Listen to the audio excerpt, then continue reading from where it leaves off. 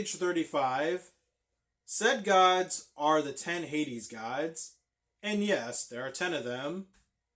What the hell kind of religion does Infernacia believe in for 10 gods? They make themselves known to the surface and warn all that judgment is coming. There are also 10 of these guys, so don't expect me to explain each one's episode. They're all two-parters and are basically filler. So, stage 36. The rest of the show will be the gods going one at a time, delivering divine punishment to the surface. Their ultimate goal is to reincarnate Enma and plan to do so by following the Dark Percept to pick and choose who gets to go to the surface world. But it's not just a matter of picking and choosing.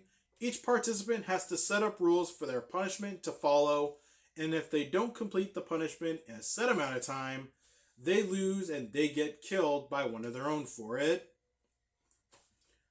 Okay, if I could pick a favorite particular episode, I would definitely say I love the two-parter with the Hades god Cyclops because he's a sniper, and that two-parter is the Magirangers ducking from getting shot at, and it's all up to Tsubasa to save everyone, because here he steps up about being a more responsible older sibling, and so he came in clutch. It was a nice two-parter.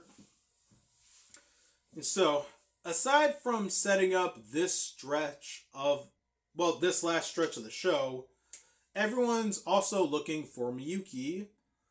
Everyone starts to wonder about all the times they've seen illusions of her, I guess. Then get more of an idea when they visit where she was allegedly killed. Thanks to Hikaru exploring their memories, he discovers that a blast from Magimother hit Woolsard on the side, causing him to regain consciousness as Blagel for a moment. What he actually did was teleport her away, and apparently one of the gods have her. But which one? We don't know. Stages 39 and 40. The gods are wondering what's taking so long for progress to be made for Enma's resurrection. So Dagon, the leader, goes to find out and learns that Blagel absorbed Enma into himself and went elsewhere since no one knows where he is. Stages 43 and 44. The next god up to bat is Toad, and he's the one who has Miyuki. When the gods were released, Toad was out in the field collecting souls, and he stumbled upon Miyuki. Our heroes manage to reach and retrieve their mother until Toad steals her back and pulls a "if I can't have her, no one can," and shoots at their mother, allegedly killing her. Everyone's distraught, but Tsubasa doesn't accept it and starts looking for their mother, and he was right, since thankfully Blagel's spell to send her away was also a protection spell.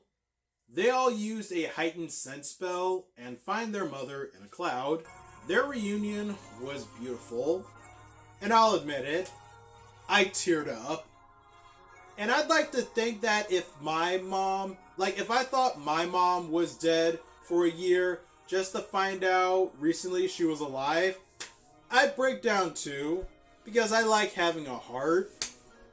You know what? I also teared up at Kai reaching out to Blagel too, man. I like having a heart, and it surprised me that this made me want to tear up. Okay? What comes next is the best thing ever. Our heroes and their mother beat Toad together. This is also the episode where Miyuki gets a specialized Magiphone specifically for her. And, bro, they pull up in their cloaks, they whip them off, and then they get to it, doing their roll call, including Magimother, and the 6 of them get shit done, killing another god. Okay, that's how it's done. Let's go. That's 6 down, 5 more to go. Holy, I loved that episode, and I loved that fight. Just, yes.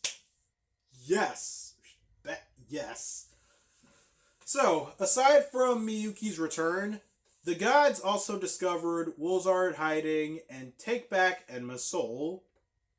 And so, stage 45, with Enma's soul in enemy hands, the one to reincarnate them will be who is chosen to deliver the divine punishment. And this time, it's Titan. But during his time on the surface world, he comes across a puppy and Hoka reasons with him that he's not a bad guy. But because he has Enma's soul inside of him, Hoka and Mikito, following around, get Titan out of him. Oh wait, I might have phrased that wrong. Hoka wants to get Titan out of there, but Mikito, finding her, follows them as they leave, to get Titan safe. So, aside from that, Miyuki's role in this episode and the next episode is locating Blagel, hurt and unconscious, so she decides to pour her magic into him to wake him up. And so, stage 46, before going further, Kai, Tsubasa, Uara, and Hikaru run into the Hades god Sphinx, and out of all the gods, she's the one that truly believes following their rules will lead to Enma's revival. Except the gods make a habit of breaking their own rules. But that's the thing. There are too many abnormalities that take importance out of the rules. Woolsard, the Magirangers, but in general, half of the gods do not care to follow the rules. But Sphinx is more curious. And I would like to think that's her nature. Well, that's within her nature, considering, she's based off of a Sphinx. That's the mythical creature that would ask riddles and whatnot. But she's been paying attention to our heroes more and wondering what makes mere mortals want to challenge gods, and why have they been so successful up to now. Moreover, with Hoka and Mikito, Titan plans to go to the Lake of Slumber and go into an eternal sleep so that Enma may never wake up. But unfortunately, another god named Wyvern, who's been a bit, I want to say, kind so far, being sweet to Valkyria, but by this point, he becomes a flat-out crash-out because he had one fight with Woolsard, lost, and then becomes obsessed with wanting to beat him again. But yeah, Wyvern and Dagon are hot on their trail. Everyone regroups, together facing Wyvern, but unfortunately, Wyvern's too much for the six of them. That is until...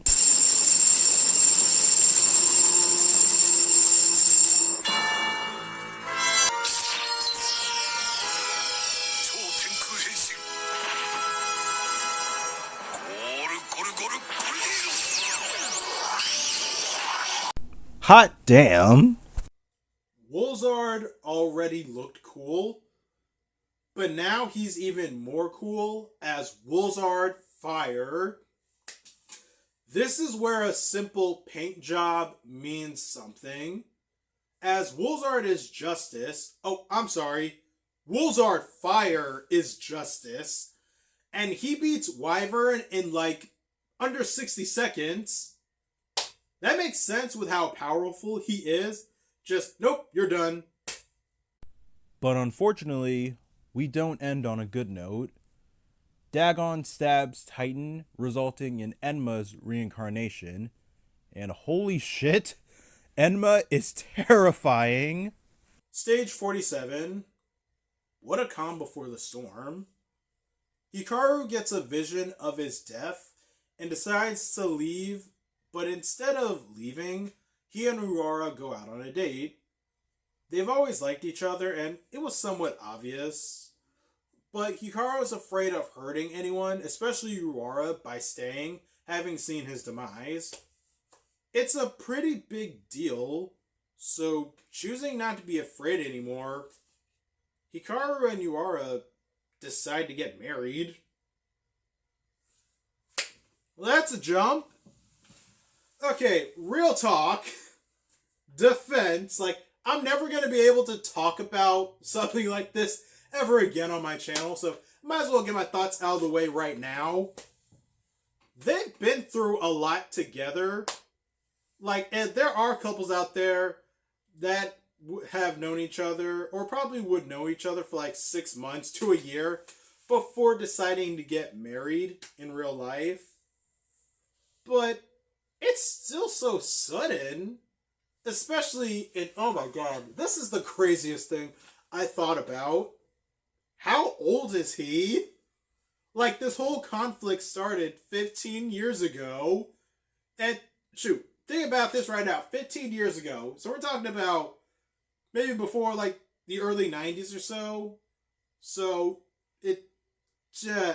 yeah. Holy fuck. Just, it's so, it's something you don't want to think about, but holy, just, yeah.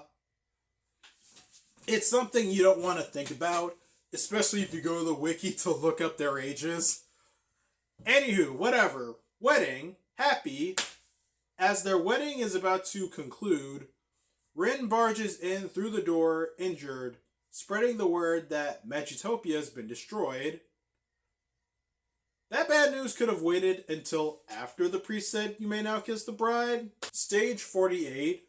Rin informs everyone how Enma arrived to Magitopia and obliterated the realm like it was nothing. Even defeated the heavenly arch-saint Magel, who, my goodness, the feelings I have here, it's Machiko Soga, aka Witch Bandora from Zoolanger, aka Rita Repulsa from Power Rangers. Her performance makes me want to smile as well as be sad, as this is Machiko Soga's final role before she passes away. There are feels here seeing her on screen, like just one last time. Not just from recognizing her from Power Rangers, because I've also seen Zoolanger, but I want to say this was her first role ever being a good guy, and this is the note she ends off on. But back to the episode. Rin was there when Enma defeated Magel, and everyone prepares to head out for battle. Isamu, but Blagel's human name is Isamu. I've never had a chance to bring it up until now. And so, but everyone still refers to him as Blagel, but either way. Anywho, Isamu and Hikaru go to find Enma. Miyuki goes to fight Dagon, and the Core 5 battle Slaver, the third to last of the gods. And I should mention that last episode, Sphinx refused to continue her divine punishment, so Dagon and Slither killed her. I gotta say, this final episode is intense, but I feel like our heroes aren't at their best. Like, I feel like they're too distracted by Enma to be at their fullest. Maybe that's the point. But before now, they've faced and defeated 2/4 of the gods, so their confidence should be, well, up more. So, Magilegend faces Slither. They get knocked out of it and defeat Slither on the micro scale. During then, Dagon sends Magimother to Infernicia to kill her there, and Enma arrives on the surface, having killed Isamu and Hikaru. And the episode ends with Enma transporting everyone to his depiction of the future. Dark, barren, and no magic. So, final stage, Return to Legends. Our final episode. Magilegend faces Enma and loses, and everyone is placing all their hopes on Kai. Before they left for battle, Blagel taught Kai a special technique called the Fatal Blade. It involves using all the courage and magic one could gather, and so it's meant as a last resort. Kai's older siblings shield him from Enma's power until he gets the confidence to use the Fatal Blade. He uses it, and finally lands a hit on Enma, transporting them back to the present. I'm not gonna lie, Enma's whole strategy has been eat magic so no one could stop him. There were a couple of times where I looked at anything or anyone and just thought, just stab him. And look what happened. Someone stabbed him and it got results. Like all these magic users are carrying swords and whatnot, and all they're doing is casting spells. Like, stab him. Just poke him. A little poke. So, everyone gets back to the real world, and Spanx is alive again thanks to Valkyria, using their powers to revive her. I'm not going to question their defection. Up to now, all the gods were dicks to them, and Spanx was the most decent. And Spanx is the one who saves Miyuki and kills Dagon and attacks Enma because she believes in the infinite potential courage has for power. So, following along, Magel is still alive. It turns out Enma didn't kill her. She teleported herself to a different dimension. And lastly, Valkyria revives Isamu and Hikaru, bringing them back to life. But we're not done just yet. Enma is still here, so all 8 Rangers finally band together to defeat the God. I'll lose my thoughts. Anyway, Enma is still around, so all 8 Rangers finally band together to defeat the final boss once and for all. And I gotta say, I really like this final roll call. It's no different than any other roll call. It's everyone in suit, but it's all 8 Rangers together, and it being the only time makes it rather rare. So how do our heroes defeat the greatest evil of all? By making him overeat to death. Okay, Sandy, okay. I get it. And with that, the world is saved. 1 year later, everyone gets together to celebrate their victory as a special holiday. Urara and Hikaru live together now in Magitopia. Tsubasa is back to being a boxer, and Kai works with Spanx and Valkyria on paving a new path for Infernacia. And our final scene is our heroes taking a family picture, and that's how we end Magiranger. What a show. This was a great show. Honestly, I see why this show is so popular.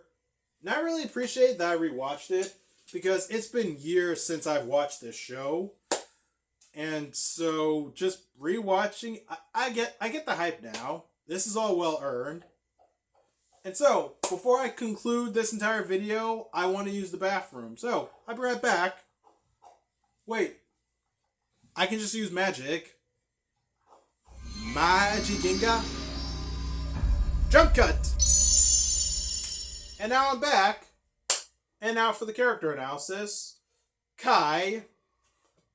Not a bad Red Ranger, but not my favorite character. Kai's kind of immature. Like, he can be very impulsive, does not think before he acts. Like, he's pretty simple, and that's what kept me from liking him a bit. Like, he's not a bad character, but he's not my favorite character. I like that he has a never give up personality, but it's a little too simple on him. And the one episode that's coming in mind is when Hikaru is instructed by Snowgel to learn from Kai. And the lesson from Kai was kind of relying on dumb luck to get results. And I did not like that lesson. I didn't like that it was Kai that had to teach him that. I felt like if that was with like maybe Tsubasa or Makito, that would have been better. But with Kai, definitely not, because he does have a tendency to be a little too rash. But let's move on now to someone else. Tsubasa. Okay, for a good while, I couldn't get past his acting. Like, I did not think his actor gave a good performance. Like, his emoting was very restrained and stilted. Like, Tsubasa's whole deal is being the cynical one, but, dude, at least, like, show some expression at least. Which is saying something because his actor years later goes to play Beatbuster in Go Busters, and Masato Jin is my favorite character from that show, and they're both the same guy. So it's like, but overall as a character, Tsubasa is not terrible. I do get around to appreciating him, and once again, if I was to have another episode example in mind, it's the sniper episode where Tsubasa is worried that he's not a responsible older sibling to look after his family, but he later shows that he is, and that's great. Like, that I think was Tsubasa's best episode. But yeah, as a character, he's fine. He's pretty much the logical sibling, which isn't bad. But yeah, I'll still take him, I guess. Just take him or leave him. Anywho, next, Urara. She is the mother of the team. And I quite appreciate that from her. Like, whenever there's bad news or if anyone's in a bad mood, like, she's the one to, like, reel them back in.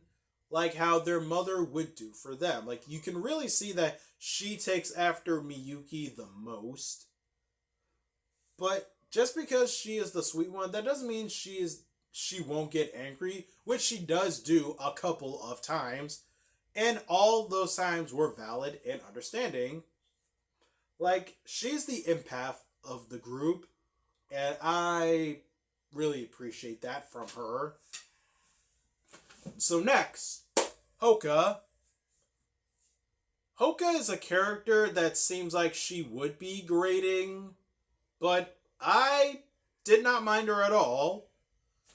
Like, I think it's because she's supposed to come off as, well, flighty, but I think every episode shows that she has more depth to her than what's on the surface. And anytime the focus is on her, I actually appreciate it because she shows how serious she can be, as well as caring for, well, her family, of course. And you want to know another thing that's interesting about Hoka? It's that I feel like her actress has came around on her character quite a bit since it's been a while, but I think I remember her actress not particularly favoring her character, which caused her to end up, well, moving to France. I don't know, that or because there's something online about her, like, not being a fan of being on a kid's show, so she ended up moving to a different country. But she did eventually come around, since we do see her in the finale of Gokaiger, and she made it back for the 20th anniversary live show this year, so clearly she has come around on her character quite a bit. But yeah, I always liked Hoka. She never bugged me. So, not a bad Pink Ranger. So next, Makito. He was my favorite character from this show. I loved all of his focus episodes, and I loved how he was all about his family. Like, just caring and looking out for everyone. And that's his role on the team. Being that support for everyone. And, my God. Like, he is such a silly guy. And I love that on him. Like, he is the second liveliest of... Actually, out of all of the siblings for who's the liveliest, I want to say, yeah, Makito, he is the most lively because of how compassionate he is for everyone.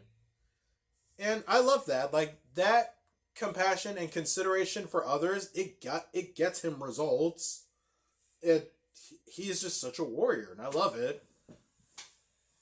So next, let's actually talk about our Six Ranger next, Hikaru. He's not a bad Six Ranger. He is actually very damn good. This is something that just occurred to me when watching this show. majority of the time when 6 Rangers join the team, they don't contribute as much. Like, they're just another Ranger out on the field. It's very rare. But with Hikaru, I feel like he contributes the most.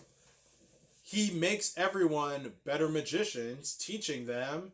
He got the team to where they were at the end.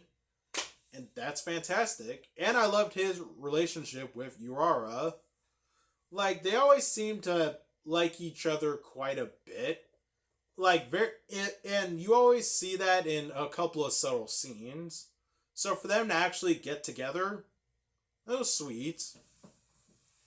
So next, I want to talk about Miyuki next.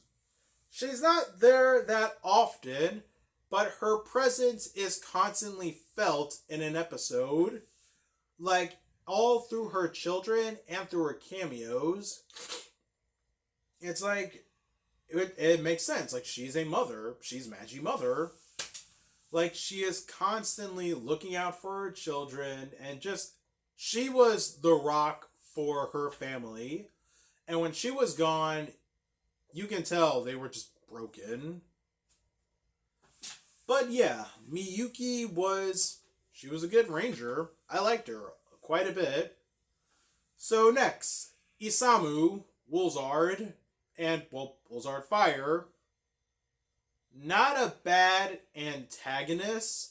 Once again, he always was edging them on to be better. And you can see that either as him as a villain or as a parent, just wanting your children to do better. He was definitely a good villain, and he did get results, and it constantly challenged the Rangers to be better. So yeah.